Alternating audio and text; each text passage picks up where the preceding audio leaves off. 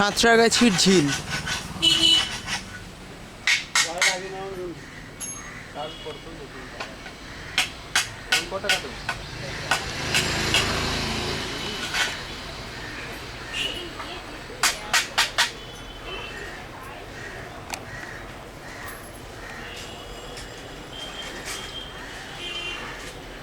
হায় রে, কচুরি পানায় ভরা।